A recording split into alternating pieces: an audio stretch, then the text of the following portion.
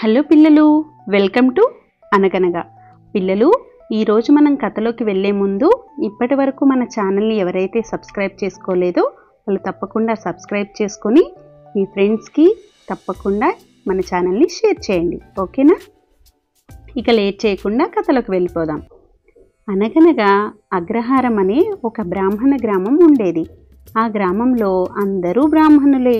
అదే గ్రామంలో శర్మ అనే ఒక బ్రాహ్మణ యువకుడు నివసించేవాడు. ఆ యువకుడు ఎన్నో పూజలు, వ్రతాలు, పెళ్ళిళ్ళు చేస్తూ ఉండేవాడు. ఆ పనుల నిమిత్తమే పక్క గ్రామాలకు వెళుతూ వస్తుండేవాడు. ఒకరోజు శర్మ పక్క గ్రామానికి వెళ్ళవలసి వచ్చి తన బట్టలు సర్దుకుంటూ ఉండగా వాళ్ళ అమ్మ, శర్మ ఎక్కడికి వెళ్తున్నావు నాయనా అని అడిగింది.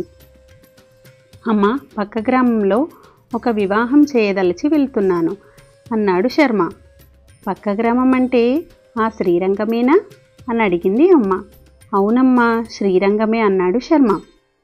శ్రీరంగం వెళ్ళాలంటే అడవి మార్గం గుండా వెళ్ళాలి కదరా, ఎవరినైనా వెంట తీసుకుని వెళ్ళు నాయనా అని అంది అమ్మ.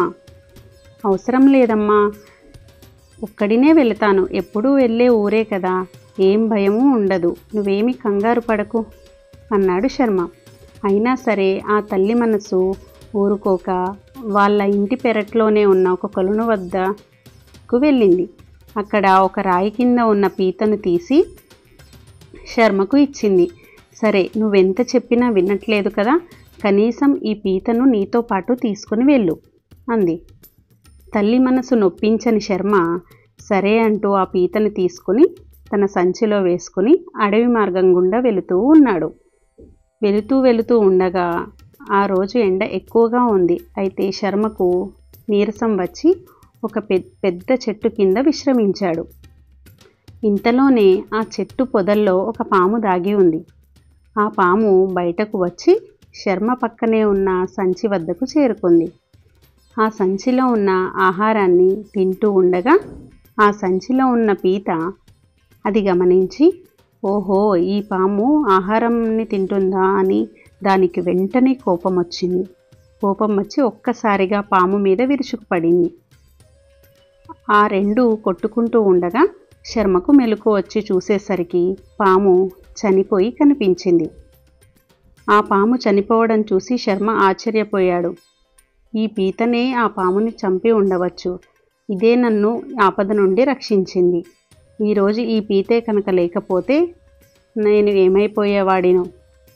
అప్పుడు శర్మ మనసులోనే అలా అనుకుని ఆ పీతకు తన కృతజ్ఞతలు తెలిపాడు. అప్పుడు శర్మకు గుర్తుకు వచ్చింది, వాళ్ళ అమ్మ ఎంత అన్నా సరే ఆ పీతను తనకి ఇచ్చింది కాబట్టి తప్పకుండా తల్లి మాటను విని తీరాల్సిందే అనుకున్నాడు శర్మ. పిల్లలు, మీకు అర్థమైందా? ఎక్కడికైనా వెళ్ళేటప్పుడు కానీ ఏదైనా చేసేటప్పుడు కానీ మీ అమ్మ ఏదైనా చెప్పింది అని అంటే అది విని తీరాలి. అమ్మ మాట చద్ది మూట. నచ్చిందా? నచ్చితే ఒక లైక్ చేసి షేర్ చేసి తప్పకుండా సబ్స్క్రైబ్ చేసుకోండి. Thank you for watching.